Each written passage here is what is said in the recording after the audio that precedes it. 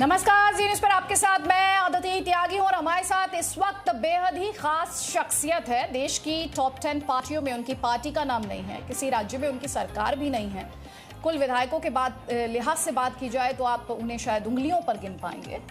लोकसभा में सिर्फ एक सांसद है और वो भी वो खुद है, लेकिन बावजूद इसके वो देश भर में छाए रहते हैं, चर्चा में रहते हैं। आप उन्हें वन मैन शो कह लीजिए, सिंगल मैन आर्मी कह लीजिए, बड़े बड़े सियासी लोग उन्हें इग्नोर नहीं कर पाते हैं, उन पर रिएक्ट करते हैं। आप समझ गए होंगे हम बात कर रहे हैं असदुद्दीन ओवैसी की, जिनका नाम ही काफी है। बहुत बहुत शुक्रिया ओवैसी साहब, जी न्यूज़ के लिए आपने वक्त निकाला है। बहुत बहुत शुक्रिया वक्त के लिए भी और हमारे साथ बातचीत के लिए भी। जी, आपका बेहद शुक्रिया कि आपने मुझे मदऊ किया आपके प्रोग्राम में आने के लिए।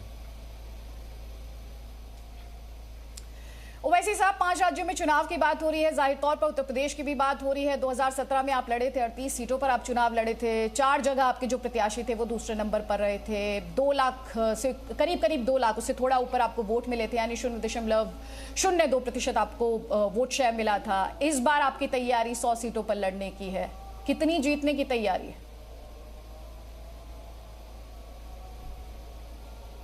नहीं, पहले तो मैं आपको और आपके देखने वालों को बात बता दूं कि पार्लियामेंट में हमारे पार्टी के 2 एमपी हैं, हैदराबाद से और औरंगाबाद महाराष्ट्र से इम्तियाज जलील साहब हैं। जहां तक उत्तर प्रदेश के विधानसभा के चुनाव की तैयारी है तो उस सिलसिले में आपको बताना चाहूँगा कि पिछले 5 साल से हमारी पार्टी के जिम्मेदार लोग, संगठन के लोग बड़ी मेहनत किए हैं और उसका नतीजा हमने देखा। जो म्यूनसिपल कॉरपोरेशन के इलेक्शन हुए, ज़िला परिषद के चुनाव हुए, उसमें हमारा परफॉर्मेंस अच्छा रहा। तो इस एतबार से हम देख रहे हैं कि पहले 2017 से एक लंबा सफ़र हमने तय किया और मुझे यकीन है कि इंशाअल्लाह ताला इस आने वाले विधानसभा के चुनाव में उत्तर प्रदेश की जनता हमको अपने आशीर्वाद से, दुआओं से, वोट से नवाजेगी और हमारे कैंडिडेट्स को कामयाब करेगी। लेकिन इस बार उत्तर प्रदेश में लड़ाई आप किन किन के बीच देख रहे हैं और इस लड़ाई में आप कहां हैं? देखिए, जब आप चुनाव लड़ते हैं तो कोई भी पार्टी किसी को अपने आप को हराने को या किसी को जिताने के इलेक्शन नहीं लड़ती, वो जीतने के इलेक्शन लड़ती है। तब जाहिर है जब हम चुनाव लड़ेंगे तो जो कोई भी हमारे मद्दे मुकाबिल होगा वो हमारा अपोनेंट होगा और हमारी कोशिश ये होगी कि हमारे कैंडिडेट्स की, हमारे उम्मीदवार की कामयाबी हो। तो अब ये पिक एंड चूज़ तो नहीं कर सकते आप अपने अपोनेंट को, तो कॉन्स्टिट्यूंसी वाइज मुकाबला होगा और हम पूरी कोशिश करेंगे, मेहनत करेंगे और ख़ास तौर से मुझे यकीन है कि हमारे संगठन के लोग जो ज़मीन पर आज भी मुझे आपसे बात कर रहा हूँ काफ़ी मेहनत कर रहे हैं, इसका नतीजा ज़रूर निकलेगा। आप नतीजे की बात तो कर रहे हैं, लेकिन समाजवादी पार्टी हो, बीजेपी हो, लड़ाई एक तरह का परसेप्शन बनाया जा रहा है कि उत्तर प्रदेश में लड़ाई तो बीजेपी वर्सेस समाजवादी पार्टी है। आप इस परसेप्शन पर क्या कहेंगे फिर? नहीं, मैं इसको नहीं मानता हूं और आप देखेंगे कि जैसा जैसा पहले फेज़ की पोलिंग करीब आएगी, दूसरे पार्टीज़ के कैंडिडेट्स का, उनके उम्मीदवारों का जब नाम की लिस्ट का ऐलान हो चुका है, ये जो फॉल्स परसेप्शन जो बन रहा था वो ख़त्म हो जाएगा। कैसा नहीं है कि सिर्फ 2 पार्टी में मुकाबला होगा, कैंडिडेट्स हैं, पार्टी की उनकी एक अहमियत होती है, पार्टी है उसकी एक इम्पोर्टेंस होती है।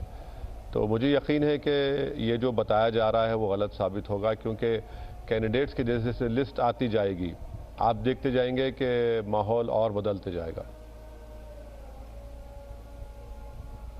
जब आप ये कह रहे हैं कि फॉल्स परसेप्शन है ओवैसी साहब, तो जाहिर तौर पर आपके इस मामले में और भी इंसाइट्स होंगे। तो ये लड़ाई कितनी, ये आपके हिसाब से 2 पक्षों के बीच है, ये 3 पक्षों के बीच लड़ाई है, ये कितनी कोणीय लड़ाई है आपके हिसाब से?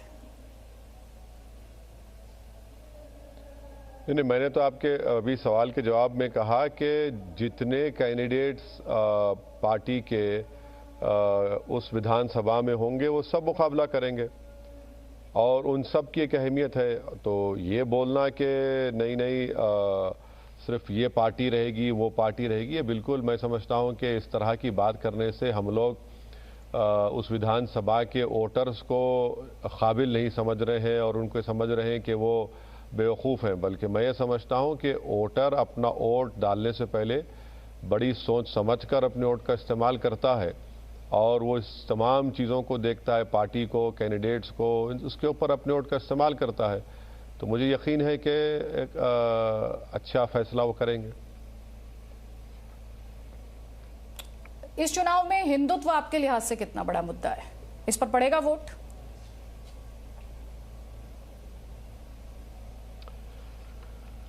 देखिए,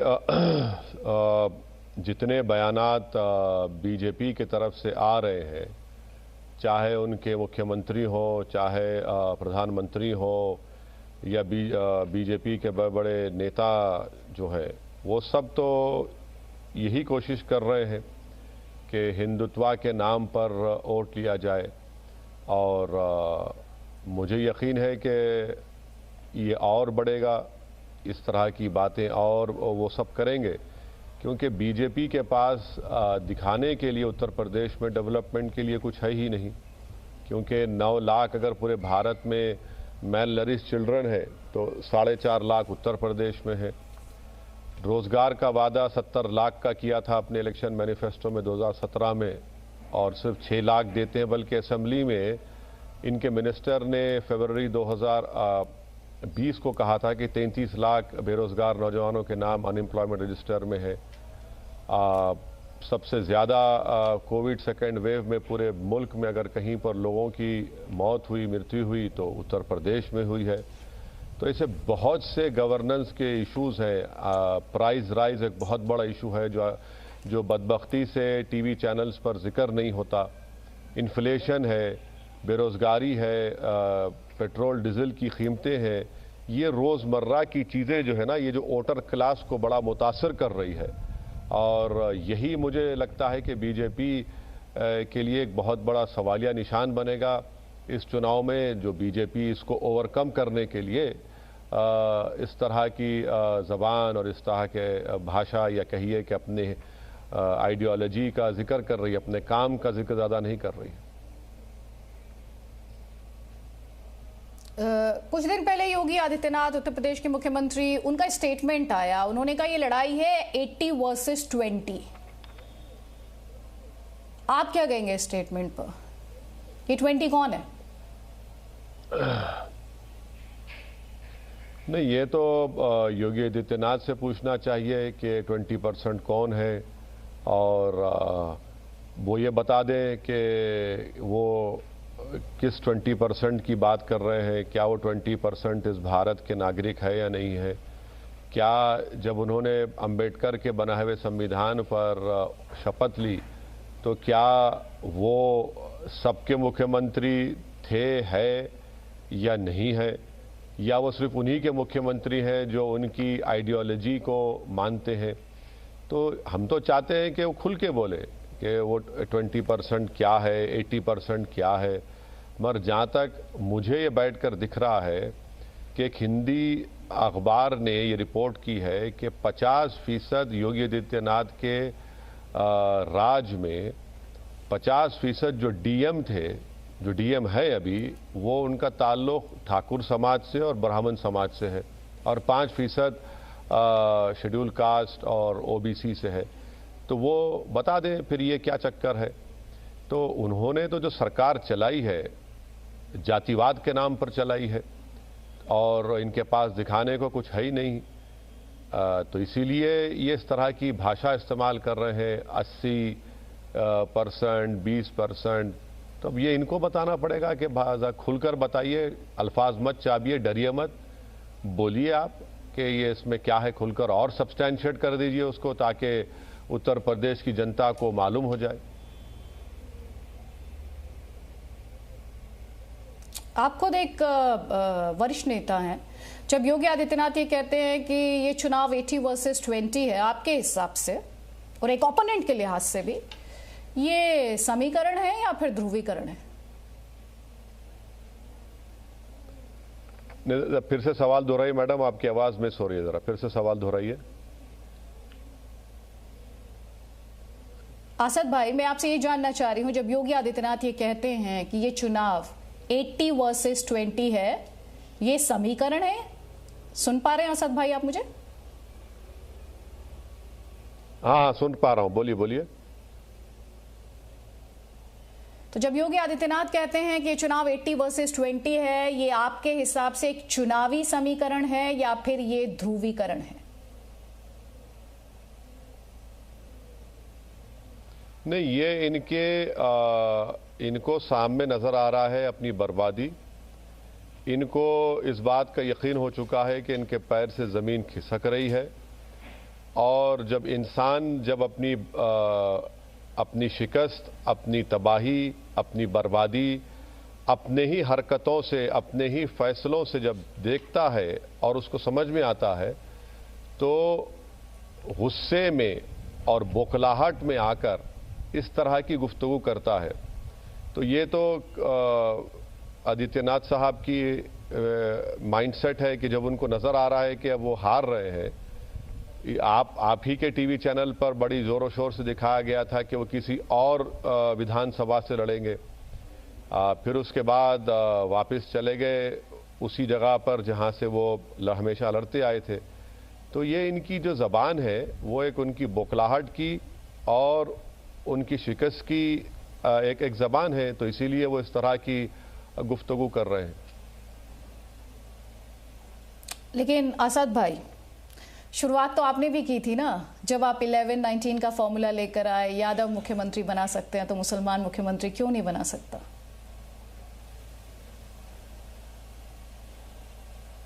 हाँ, बिल्कुल बात आपकी सही है। हमने ये कहा कि जब आप सामाजिक न्याय की आप बात करते हैं, समाजवादी पार्टी के लोग, जब आप बैकवर्ड क्लासेस की बात करते हैं, तो हम ये पूछना चाह रहे हैं कि अगर आपको उत्तर प्रदेश की जनता मौका देती है, या आपको पहले भी दिया, आपने 19% जिसका आप MY का दावा आप करते हैं, मैं नहीं करता हूं, वो दावा करते हैं MY का, तो आपने क्या किया फिर उनको पॉलिटिकल एम्पावरमेंट करने के लिए?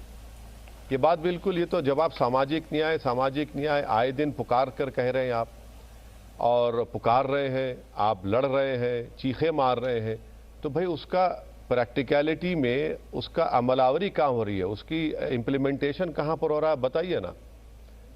तो ये बिल्कुल हमारा सवाल जायज़ है और हम ये सवाल करेंगे, उनसे पूछेंगे, सबसे पूछेंगे। तो इसमें तो कोई ध्रुवीकरण या फिर वो तो नहीं है। जब आप हमारी पार्लियामेंट की डेमोक्रेसी हिस्सेदारी की जमहूरियत है, शिराकतदारी बोलिए या पार्टिसिपेटिव फॉर्म ऑफ डेमोक्रेसी है, तो जब पार्टिसिपेटिव फॉर्म ऑफ डेमोक्रेसी है तो हर एक को तो हिस्सा मिलना चाहिए ना। तो ये हिस्सेदारी की लड़ाई है, तभी जाकर बाबा साहब अम्बेडकर ने जो बात कही थी, लिबर्टी, इक्वालिटी, फ्रेटर्निटी, जस्टिस, जो हमारे संविधान के प्रियम्बल में लिखा गया है, ये टूल्स हैं। उस टूल्स को जब हम इस्तेमाल करेंगे तो तभी ये चीजें हासिल होंगी। लेकिन असद भाई, जब आप कहते हैं, जब योगी आदित्यनाथ कहते हैं 80 वर्सेस 20, तो आप कहते हैं कि ध्रुवीकरण है, तब आप जाति की भी बात करते हैं। और असद भाई, जब आप खुद ये 11-19 का फॉर्मूला देते हैं तो आप कहते हैं पार्टिसिपेटरी डेमोक्रेसी है। तो विरोधाभास हुआ ना असद भाई? नहीं मैडम, देखिए, अगर मैं आपको ये बताऊं कि उत्तर प्रदेश में सिर्फ 1.70 मुस्लिम माइनॉरिटीज़ फैमिलीज़ के पास 5 एकड़ ज़मीन है।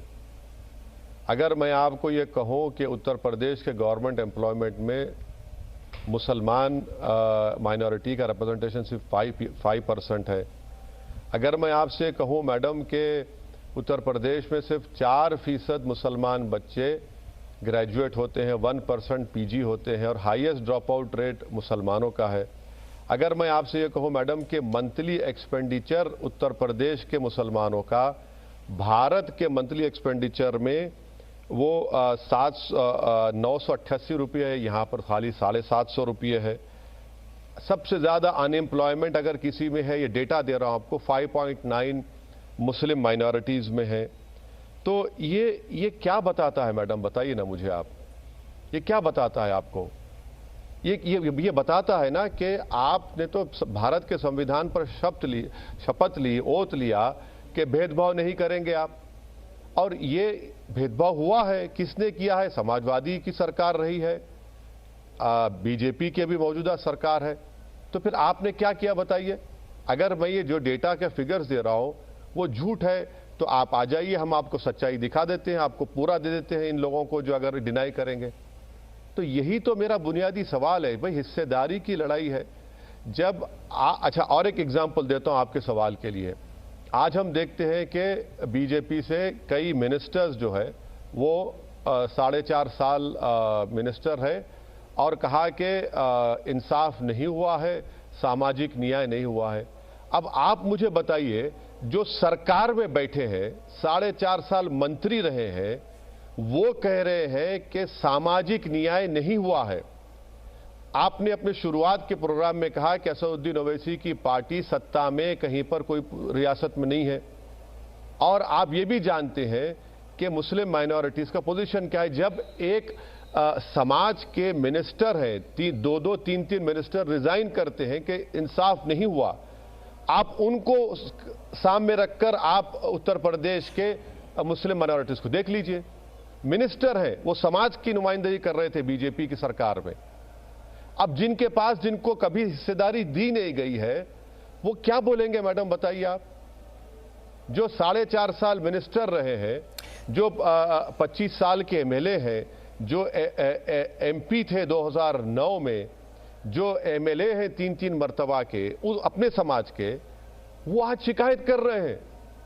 तो फिर वो समाज जिसको उन्होंने मिनिस्टर बनाया अपने नेता को, और वो समाज जिसका कोई वजूद ही नहीं है उत्तर प्रदेश के पॉलिटिकल शेयर में, पावर में, हिस्सेदारी में, तो आप फैसला कर लीजिए मैडम। आप तो बड़ी काबिल हैं, मैं आपकी काबिलियत को मानता हूं।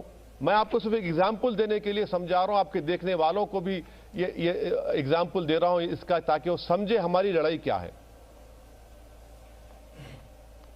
ठीक है, आप ये कहना चाह रहे हैं असद भाई कि डेलिब्रेटली डिस्क्रिमिनेशन हुआ है? यकीनन देखिए, जो मैं आपके सामने डेटा रखा हूं ना मैडम, ये डेलिब्रेट डिस्क्रिमिनेशन की एक मिसाल है। ये एक मिसाल है। ये अगर मैं आपको ये आगे बढ़कर भी कह रहा हूं कि जहां जहां उत्तर प्रदेश में मुस्लिम माइनॉरिटी के इलाके हैं, वहां पर आप कम बैंक्स देखेंगे, कम एटीएम्स देखेंगे। ये भी डेटा है, इसको कोई डिनाई नहीं कर सकता है। और मैं आपको ये भी बता रहा हूं कि प्रधानमंत्री ग्रामीण आवास योजना में, उत्तर प्रदेश में जो प्रधानमंत्री ग्रामीण आवास योजना में जो घर दिए गए, मैं चैलेंज कर रहा हूं भाई, भारत सरकार ने उत्तर प्रदेश में कितने मुस्लिम माइनॉरिटीज को दिया, आप बता दीजिए। क्योंकि आप कह रहे हैं कि भाई सबका साथ, सबका विकास, सबका विश्वास, चलिए ठीक है, आप बताइए ना, जनता को बता दीजिए कि आपके पास तो पूरा डेटा है। मैंने आरटीआई एप्लीकेशन डाला, और उस आरटीआई का अगर जवाब मैं सामने रखूंगा तो ये लोग तो चुल्लू पर पानी में डूब मरना पड़ेगा बीजेपी वालों को। तो ये एक सिस्टमिक डिस्क्रिमिनेशन है। अब होता क्या है कि अगर जो बीजेपी से निकलता है वो समाजवादी में या किसी और secular, so called secular party में चला जाता है, तो वो दूध का धुला हो जाता है। और अगर कोई क्रिमिनल बीजेपी ज्वाइन करता है तो वो लोकप्रिय नेता बन जाता है। यानी अब हमको सेकुलरिज्म का सर्टिफिकेट इन पार्टी से लेना पड़ेगा और हमारी सफाई का सर्टिफिकेट बीजेपी से लेना पड़ेगा। तो आप यही तो माहौल बना के रख दिया। बल्कि इस चुनाव में हमने चुनाव से पहले हमने ये भी देखा कि एक 10 साल का एमएलए था अलीगढ़ का जमीरुल्लाह को, उसको तो डाइस से ढकेल दिया गया, और वो बेचारा अब तो उसको टिकट भी नहीं मिला उस मौसूफ को, गरीब को। तो ये डिस्क्रिमिनेशन है हर जगह पर। ठीक, और यही तो हम कह रहे हैं कि जब, ठीक है, आप कह रहे हैं डिस्क्रिमिनेशन, दूसरे जो बीजेपी से जो मंत्री रिजाइन कर रहे हैं, जी आप कह रहे हैं डिस्क्रिमिनेशन है। बीजेपी कह रही है, बीजेपी अयोध्या की बात कर रही है, भव्य राम मंदिर की बात कर रही है, हिंदुत्व की बात कर रही है। अखिलेश यादव जो हैं वो परशुराम मूर्ति लगवा रहे हैं, प्रियंका गांधी भी मंदिर जा रही हैं। क्या इनमें से किसी को मुस्लिम वोट नहीं चाहिए? क्या आखिरी जुमला क्या था मैडम आपका? सर जुमला नहीं, सवाल था आसाद भाई। सवाल ये था इनमें से किसी को मुस्लिम वोट नहीं चाहिए? हाँ बोलिए बोलिए। अब मैडम देखिए, मैं तो हमेशा, आपको याद होगा जब इससे पहले मैं आपके प्रोग्राम में आया था, शायद इसी से मिलता जुलता एक सवाल के जवाब में मैंने कहा था कि हमारे देश में राजनीति ये हो रही है कि सबसे बड़ा हिंदू कौन है। यही तो लड़ाई हो रही है, यही तो लड़ाई हो रही है। और इसी लड़ाई में ये सब लोग हार रहे हैं बीजेपी से। भाई जैसा कि अरुण जेटली ने सही कहा था कि जब ओरिजिनल है तो क्लोन की क्या जरूरत है। आज उस दुनिया में नहीं है, जेटली साहब ने सही बात कही थी। और ये लोग वही, देखिए हमने जो पॉलिटिक्स सीखी, हमारे मरहूम वालिद और हमारे पार्टी के बड़े बड़े नेताओं ने जो हमको सिखाया है कि आप कभी भी अपने अपोनेंट के स्ट्रांग पिच पर मुकाबला मत करिए, आप उसके घर जाकर मुकाबला मत करिए। अब ये लोग ये समझ रहे हैं कि हम ऐसा करने से सबसे बड़े हिंदू हम नजर आएंगे। मुबारक हो आपको, शिकस्त आपका मुकद्दर बनेगी दोबारा। आपको ये बताना है कि प्राइस राइज, आपको बताना है अनएम्प्लॉयमेंट, इन्फ्लेशन, मिस गवर्नेंस, इस चीज पर आपको मुकाबला करना है। अगर आप अपोनेंट के स्ट्रांग पॉइंट पर मुकाबला करेंगे, करिए, हमको इतराज नहीं है। मगर याद रखिए, आप मेजॉरिटेरियन कम्युनलिज्म में कमी नहीं पैदा कर रहे हैं, बल्कि आप उसमें और इजाफा कर रहे हैं, और इजाफा कर रहे हैं आप लोग। लेकिन सर आप भी तो स्पेक्ट्रम का दूसरा एस्पेक्ट है ना, आप इसे तो डिनाई नहीं कर सकते। जब आप कहते हैं कि मुसलमानों को सिर्फ दरी बिछाने वाला बनाकर रख दिया है, जब आप ये कहते हैं कि मुसलमानों को सिर्फ बैंड बाजे वाला बनाकर रख दिया है, कहते हैं ना आप, ये हकीकत है मैडम। मैडम ये हकीकत बयान कर रहा हूं ना मैं। देखिए मैं हकीकत बयान कर रहा हूं आपसे। ये इनके डिस्क्रिमिनेशन और उनको दबाकर रखने की मिसालें मैं दे रहा हूं आपको। ये हकीकत है, इसमें कोई डिनाई नहीं कर सकता ना, इसको कोई डिनाई नहीं कर सकता। आप बताइए क्या आपने नहीं किया? कि आपने सिर्फ मुस्लिम वोट को इस्तेमाल नहीं किया? क्या आपने मुसलमानों को डराकर वोट हासिल नहीं किया आपने? आप बताइए। तो जब आप हिंदुत्व के नाम पर, जैसा आप ही ने कहा कि बीजेपी हिंदुत्व के नाम पर इलेक्शन लड़ रही है। अब हिंदुत्व आइडियोलॉजी में जिसका प्रोपोनेंट है सावरकर, सावरकर ये कहते हैं कि होली लैंड फादरलैंड, और वो कहते हैं कि मुसलमान ईसाई के लिए भारत होली लैंड फादरलैंड नहीं है।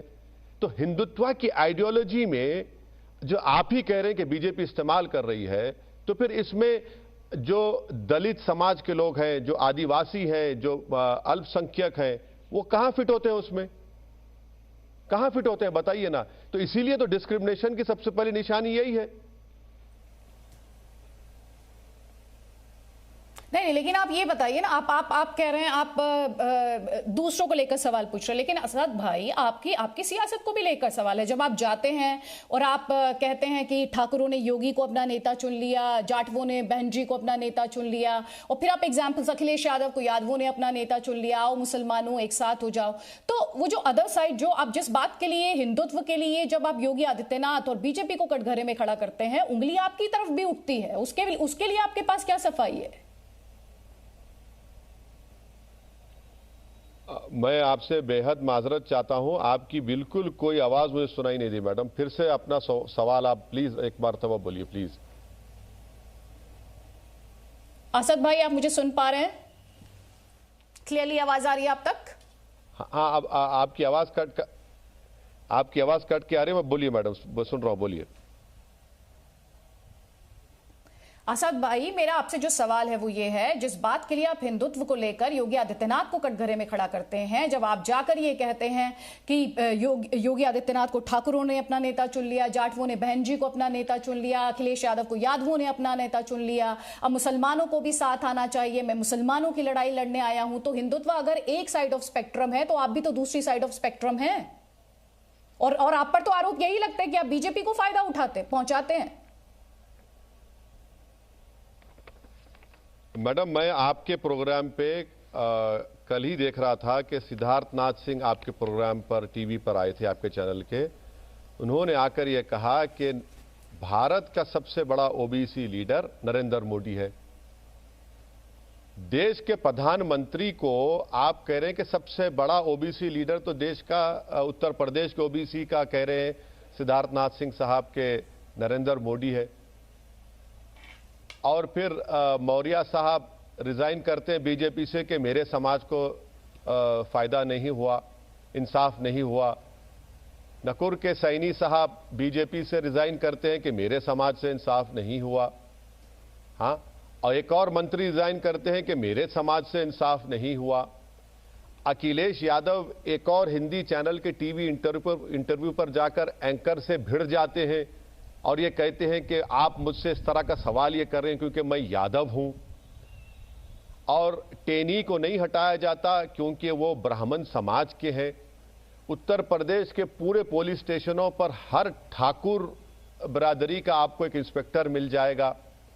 50% डीएम उत्तर प्रदेश में ब्राह्मण और ठाकुर है। ये क्या है मैडम? फिर ये आप करेंगे तो सब अच्छा है और मैं सिर्फ हिस्सेदारी की बात करूं तो गुनाहगार हो जाऊंगा क्या? ये तो सब कर रहे हैं ना। आप हिस्सेदारी की बात करें, आप हिस्सेदारी की बात करें आजाद भाई, आप हिस्सेदारी की बात करें। हाँ। Presenting V News app available on Google Play and App Store. Download it now.